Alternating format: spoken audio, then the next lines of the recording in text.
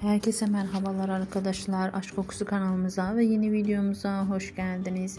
Yine harika bir videoyla karşınızdayız. Yakışıklı oyuncu Burak Özçivit ve Fahriye Evcen'den yepyeni fotoğraflar geldi. Yeni gelen kareleri sizlerle paylaşıyoruz. Siz de kanalımıza abone olmayı, videomuzu beğenmeyi, bize destek olmayı unutmayın.